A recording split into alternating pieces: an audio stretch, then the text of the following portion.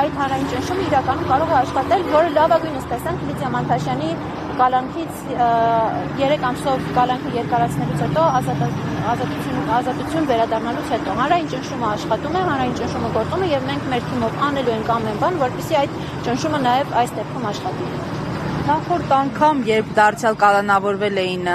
Նարեկ Սամսոնյանն ու Վազգեն Սաղաթելյանը, էլի եկել էիք Միացյալ Նահանգների դեսպանության մոտ, այդ ժամանակ ինչ արձագանք է եղել եւ այսօր ինչ եք ակնկալում։